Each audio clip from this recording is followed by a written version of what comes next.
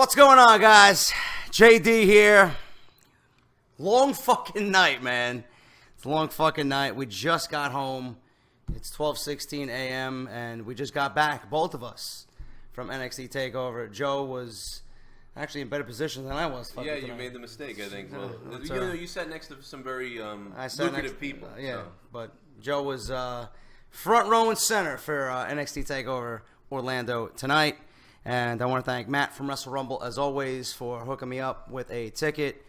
Joe got in, courtesy of James, who is a subscriber of this channel. Thank you, James. So thank you guys so much for reaching out to me and making sure I was pretty much compensated for NXT TakeOver tonight. And Matt, if you guys want to check out Wrestle Rumble, WrestleMania is tomorrow night.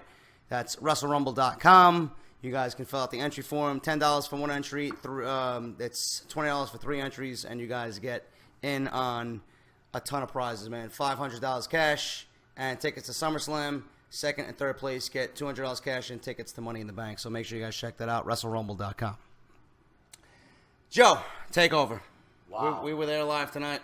What was the atmosphere to you live compared to what it was on the network? I was sitting from a really observational area. I was sitting from the corner, which was, if the stage was right in front of you and the ring was right in front of you, I was off to the left and up. Right as it began to rise, I was in that cubby hole almost, if you would.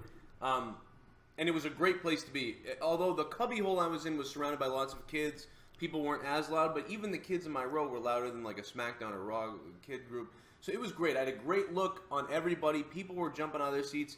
It was so friggin' loud. It was so friggin' awesome. I will say the first thing I noticed, dude, is like, it felt like there wasn't a lot of matches, but the quality of the matches was unfriggin' believable, dude, and it was awesome. Yeah, and that's what NXT does, dude. It's dude. Quality over quantity. They don't have to put 15 matches on a show to give you the overall experience. That's what they do. They give you the best fucking matches of the weekend, and that's exactly what they did tonight, in my honest opinion. I don't think anything on WrestleMania weekend with WrestleMania 33 is going to come close to a few of the things we've seen tonight. Amazing shit. But I'm with Joe. I mean, the section that I sat in, I was a little bit further from the ring. Nobody in my section did anything as far as making noise. They were like just sitting there, and I was cheering for who I wanted to cheer for, and I cracked some sarcastic jokes. People were laughing, and it was just very, very like dull where we were sitting. It's it is what it is, man. It felt like I wanted to be more part of it, but we did get a great look at observing what was happening. I just felt a little left out. But if you were anywhere else or watching it on television, it was shit. Yeah, it was fucking awesome. Yeah, which I will probably do when I get back home to New York. I'm flying home on Monday. Joe's going home tomorrow, unfortunately. Takeover, though, it was a great experience. The crowd was lively. You heard all the chants that you usually see on the network, and it came across well live being there. But Takeover, again, obviously didn't disappoint. We started the show off with Sanity and Ty Dillon's team. I believe No Way Jose got hurt. He wasn't even in the match. Right? You know what? Yeah, I had no idea that was going to go on. I didn't know what was happening. No Way Jose was apparently hurt, which I didn't hear anything earlier in the afternoon. I mean, we really couldn't because Joe and I held meet and greets and we did the Internet Darlings. Yeah. So we didn't have any time to be on YouTube or Twitter to find out anything. We really had no idea. Like, there could have been news right now that we don't know about. Yeah, we haven't looked at the sites. I have no fucking idea. Chris Jericho could be in a car crash. We don't know. We don't know. But it was Roderick Strong, Ty Dillinger, Cassius Ohno, who came out, and Ruby Riot versus Sanity. Yeah. And it was a great match. It was all over the place, and Ty Dillinger was fucking... If you guys don't believe me that he's over as fuck, you got to be there in person. The guy is over as fuck in person. This dude did 12 moves all over the place, and they counted 10 for like 12 moves. 10 suicide, fucking 10 punch, 10 drop kick, 10 splash, 10 throws him out of the ring, 10 slam. They had a 10 count for I don't know how many different moves. But some dork out there is going to write down every move he did that was 10 was shouted out afterwards. Yeah. It's awesome. But, I mean, Roderick Strong looked good. Sanity, obviously, I made a mention to you guys on my channel already. I honestly believe, and you guys can call me a goon about this. You can fucking poke fun at me. I honestly think Sanity's going to hold all the NXT titles by the end of the year or early 2018. I think Nikki Cross is going to hold the NXT Women's Championship. I think Eric Young's going to hold the NXT World Championship, and I think I think they're going to hold the tag team championships as well with Dillon Kane and Alexander Wolf. Well, because they're really building up. Every time you see them, they have come out on top, and that's the only thing that I could see and think and fathom. That's where they're leading. But they're really building up the Authors of Pain, too. I've noticed with Sanity and the Authors of Pain, both teams, maybe less exciting teams kind of compared to some of the other guys that are carrying a lot of the wrestling. But the Authors of Pain and Sanity are both being built up heavily. You can see it. Have you seen Heavy Machinery yet, though? You're right. I have not seen a lot of them. I think Heavy Machinery takes the titles from Authors of Pain, and then we see Alexander Wolf and Killian Dane. That's a possibility. And I will say Heavy Machinery is better in the ring, it seems like. Authors of Pain have really surprised me a little bit. But you can still see how, like, you know, they're a little green. I mean, they really are. I mean, they got Ellering. Still, yeah. Yeah, and so, I mean, the other guys carried that match big time. They're so over. I mean, you said it before in all your reviews. I mean, Scott Dawson, I mean, those guys are going to SmackDown any day now. Yeah, we'll talk about that in a second. But, I mean, Sanity won. Again, as always, they've been protected. They've been put over. I don't know what this means for Ty Dillinger. He belongs on SmackDown, if you ask me. I mean, the guy's fucking completely over. I mean, you got to promote him just because of how he is received at NXT. But Sanity wins. It was a great opening match. You know, very exciting. Crowd was into it. Lively. And, again, Sanity was pushed over. We went from that to Andrade Cien Almas and Alistair Black, a.k.a. Tommy End. Great introduction for Tommy End. Alistair Black. Once again. Andrade Cien Almas came out dressed in all white. He looked like fucking Mr. Matt. What's that fucking Kevin Nash movie? That it was in the stripper movie. The stripper movie, yeah. I can't remember the Saturday Night. Magic Mike. Magic Mike. I mean, what's the fuck? Yeah, he's Magic Mike. He comes out dressed as all black the last couple of weeks, and then he comes out dressed as he's going to pop out of a fucking bachelorette cake. I mean, fucking Jesus Christ. Doesn't take away from his in-ring skill, but I mean, it just doesn't give him the proper appearance. Dude, I mean, I think they said to him when they hired this guy, hey, can you just go out there and put over all the new talent that we hire? We're going to hire you to put over all the new talent that we hire. And that's exactly the point I was going to get to. Joe put it, already right out there.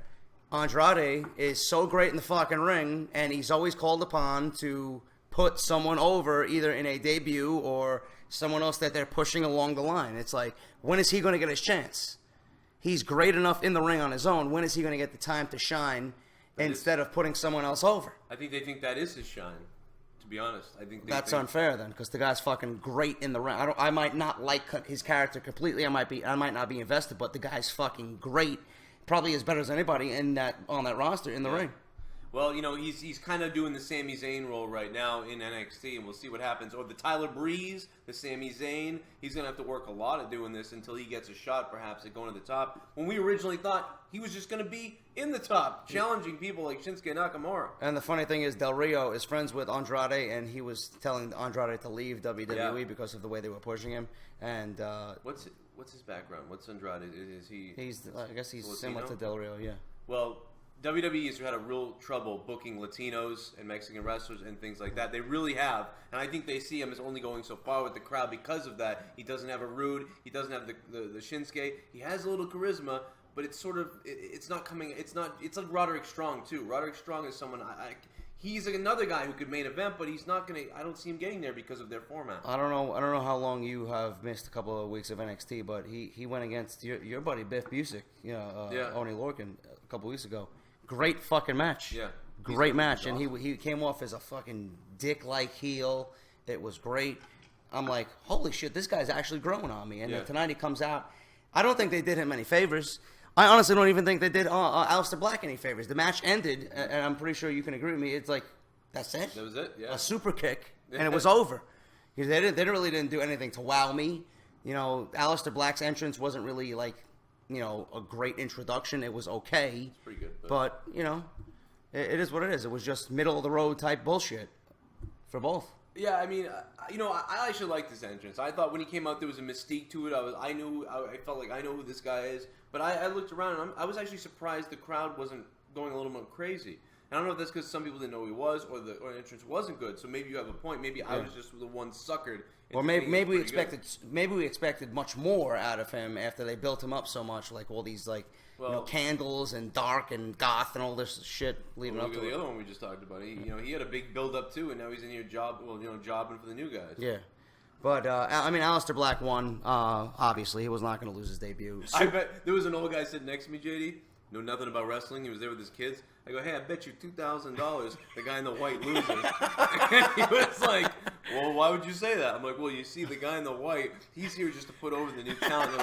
He was like, so you really think he's gonna win? I go, I'd bet my house on it. How about that? He goes, all right, well, we'll see what happens. He was like, how the fuck do you know? There you go. Look at that. Dork owner. Joe would have won $2,000, but the guy didn't bet. Then a 3,000-pounder came and kicked him out of his seat and sat in his rightful seat. And I sat next to the fucking Stay Puft Marshmallow Man the rest of the show. Shit. But obviously, guys, you know, if you were watching this and you were following NXT television, you know what to expect. Alistair Black won, super kick, 1, 2, 3. Again, Andrade Cien almost put someone over. To me, what the best match of the night was the tag team match. And I knew this going in, and I told you guys, anytime the Revival and DIY get in the ring, it's fucking magic. They played off everything that they did leading up to this point to perfection, and they got to tonight. And instead of going against one another, the majority of this match was, let's combine forces and mix each other up to take out the much larger threat.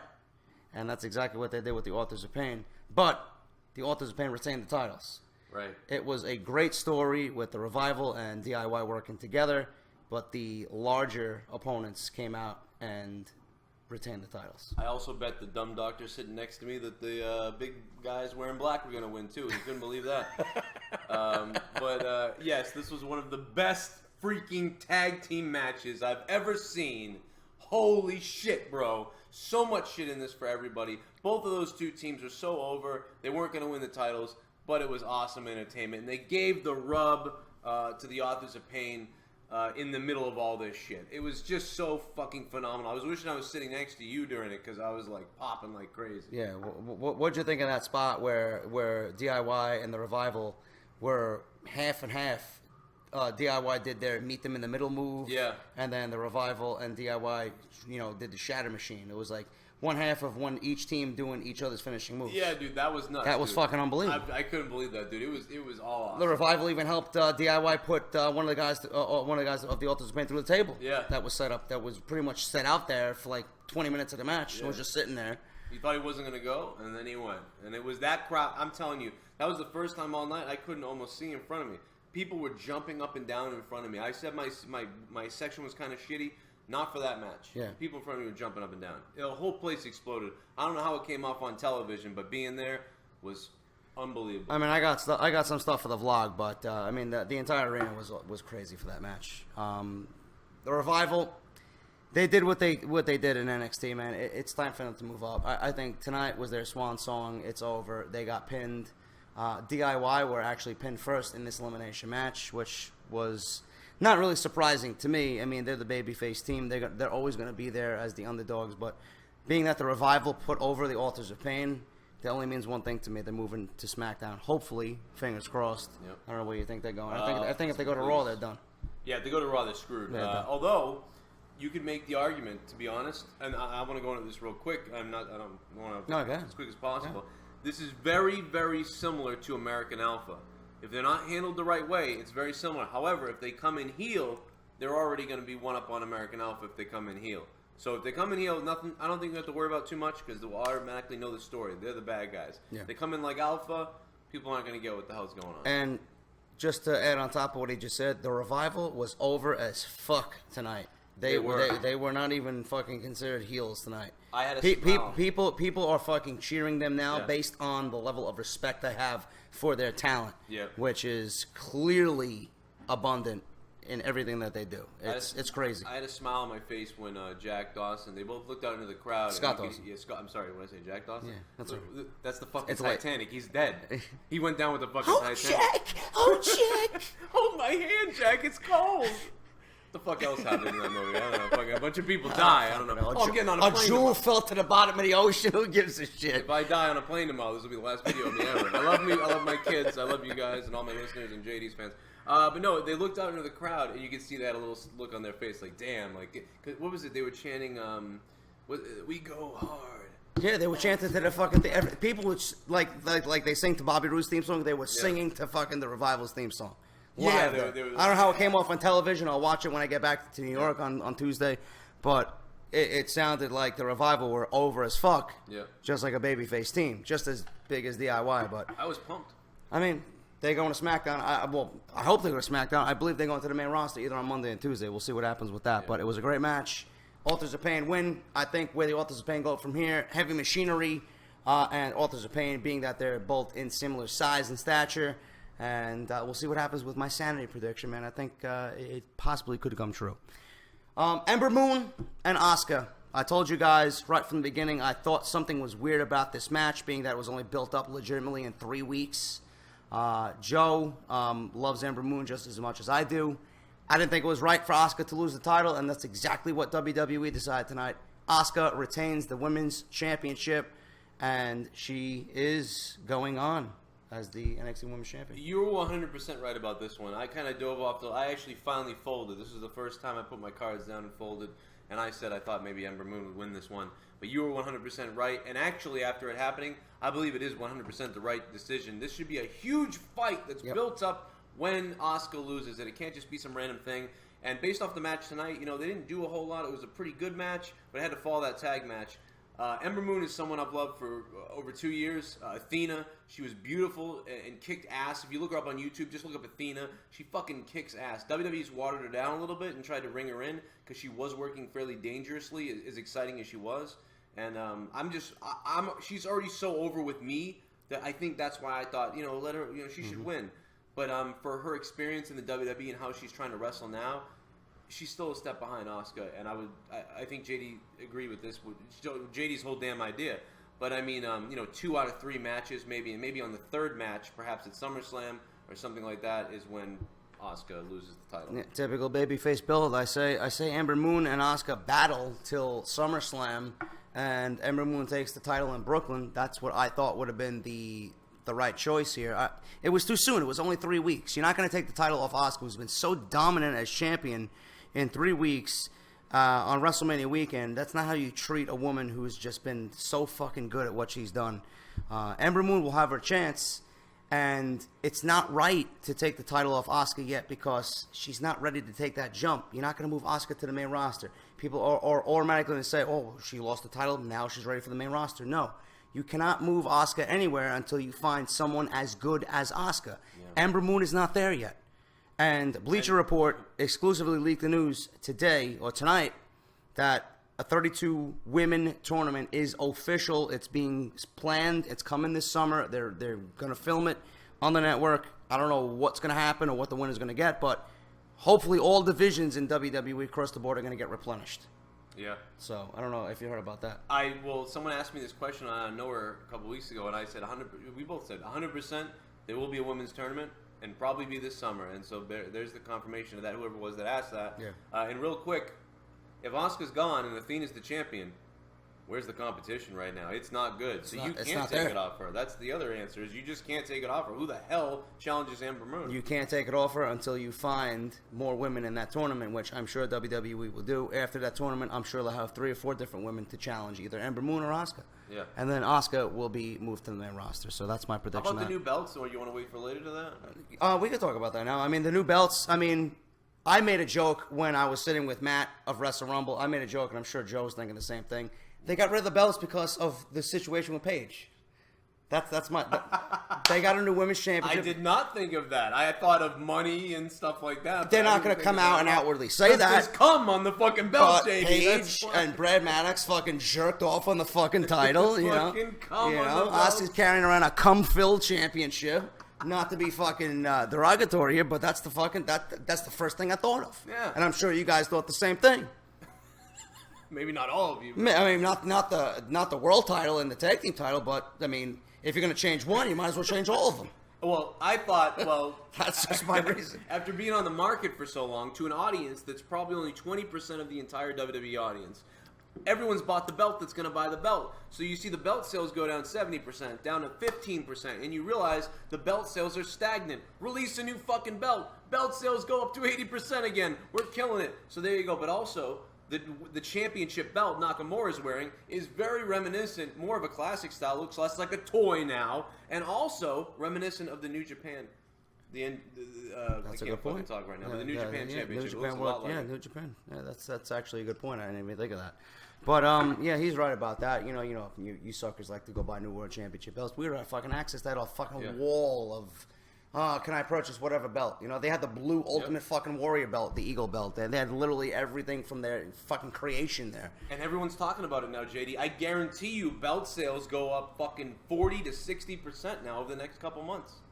It just makes you wonder why they can't come up with a good fucking title design for the Universal Championship. Now, what do you think about the integrity of the belt, though, in this stuff? Because, I mean, are we going to start seeing friggin' championship belts just constantly changing because they want to make some more money? Well, we still got that rumor going out there that they might alter the IC and the US title. We haven't even fucking seen anything change with that yet, but that's a rumor going around too. I never want to see the IC belt Me neither. altered. Just change the color of the strap and then change sell the US title. Change the US title. Yeah, US title. Who cares? Put an American flag square on it. But, I mean, we did get new titles tonight, and everybody that won this evening was given a new championship belt. Ember Moon is going to SummerSlam and winning the title. That's my prediction. I think Joe thinks the same thing as well. It was a good match. She can do more. They can do so much more, especially Ember Moon. It was, to me, I mean, we haven't seen anything as good as Sasha and Bayley since that match. No. Honestly, I think that was probably the best thing that we've seen since Sasha and Bayley. I don't even think Bayley and Asuka lived up to expectation. But I think Ember Moon and Asuka are going to deliver each time they get in the ring together, and I think it's going to get better and better. Just give it till SummerSlam. They're going to rival Bayley and Sasha. That's just my opinion with Ember Moon winning. And the main event tonight, the glorious one, Bobby Roode. His entrance was fucking awesome. I know you guys thought the same thing. Was Rebby Hardy playing his intro? Probably not. But he came out to a live pianist, and it was great. And Bobby Roode, Nakamura. I'm going to say this right out of the gate because I know everybody's saying the same thing. Nakamura is done in NXT. After tonight, he's done. Joe and I talked about this in the car with Matt from Wrestle Rumble. He's done. Joe wants him on SmackDown. I want him on SmackDown. He's going to the main roster. Hopefully it's SmackDown on Tuesday. I have a special take on this, different from yours. Okay.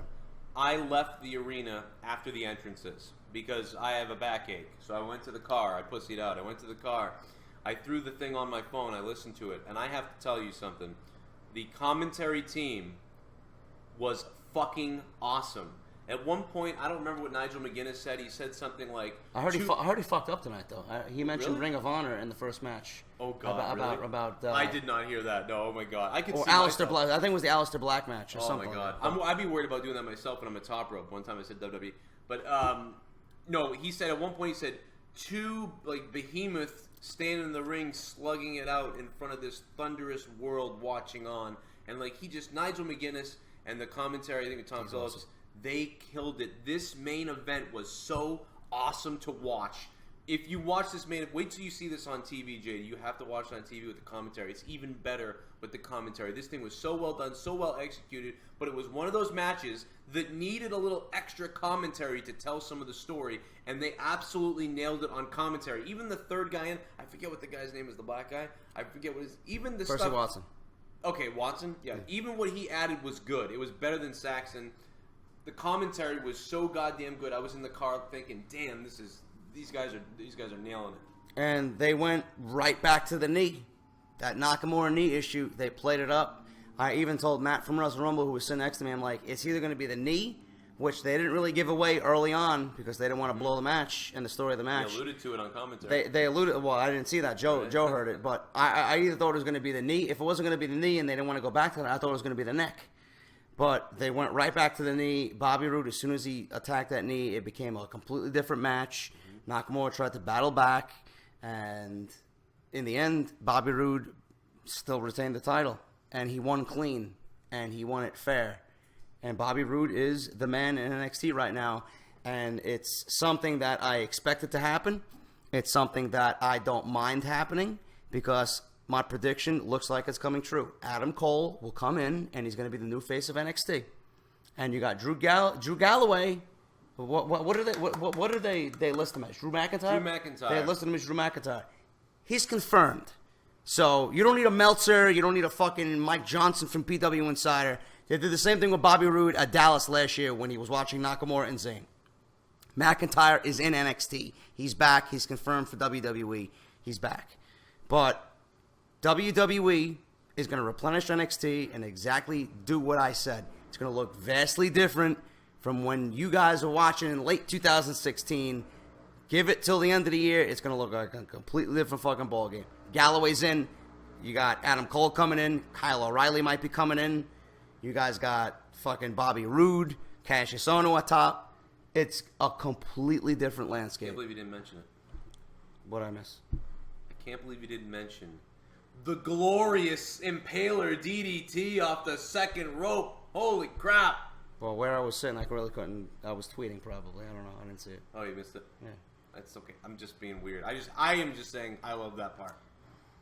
It goes back to the point. He won clean. He won too. because Bobby Roode was the better man. 2 of those Impaler DDTs, and that one was off the second rope. And I don't. Doesn't Bobby Roode have the making of a fucking world champion on any roster he's on, dude? He's a world champion fucking caliber talent.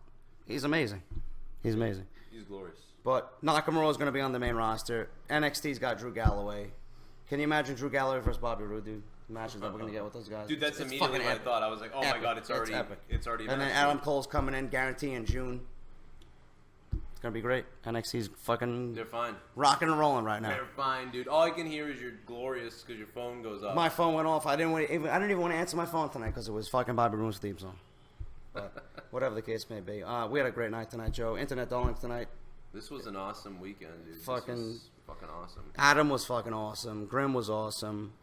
Brian was awesome. Steven Larson were awesome. We got to chat with everybody. Joe had several people come up to him.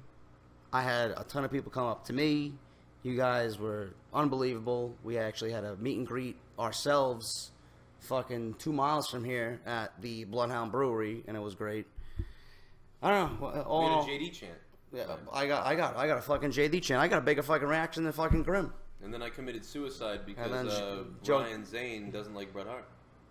No, it's not Steven Larson. Oh, Steven Larson don't like. Steven Larson think Bret Hart's overrated, and got a fucking Joe wanted problem. to kill himself, so he jumped off the stage and I fucking wanted to kill myself. jumped into a fucking wall. That's how much of a goon he thinks those guys are. Unbelievable. But, I can't even tell you. I'm not going on the show now. Bret Hart overrated? What? Who says that shit? I've heard people say he's underrated.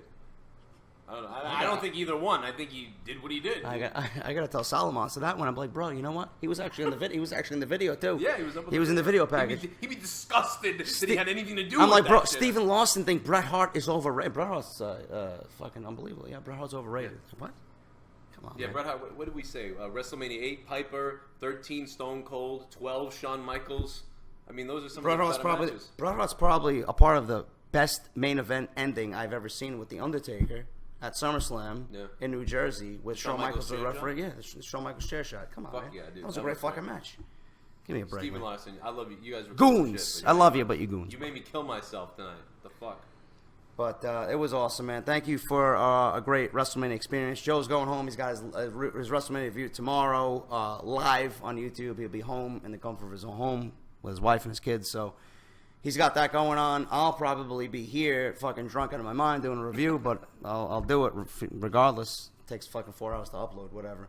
Jealous. But Joe's flying home tomorrow. I got another day here, and then I'll be back in New York on Tuesday. But thank you guys for everything. Want to plug anything? Subscribe to me if you haven't. YouTube.com/Joe Cronin Show. And thank you, JD, man, for letting me stay at your place. Seriously, publicly. You're the man, and I love Air you. conditioner's fucking on and off, but We're gonna. Joe fuck had to with fucking HVAC rent the guy. car, which is a fucking lifesaver. Believe me, in this heat. Yeah, it's hot. Whatever the case is, NXT was awesome. We were there, experiencing it for the first time ever together. It was great, and I'll watch it back when I get to New York. It's great night. And thank you to everybody like who came up to JD and me and like you guys. It was crazy. We were like goddamn celebrities in Florida. I felt like a fucking superstar, man. You guys are fucking great. I can't even fucking fathom this right now, but regardless, man, Joe's flying home. Wish him safe travels. I am going to be with Solid Monster and LeBar tomorrow. WrestleMania review tonight. Joe's got his review tomorrow, and I'll see you guys later. Thank you for everything. NXT, awesome. Hit that thumbs up if you enjoyed it, and I'll see you guys tomorrow.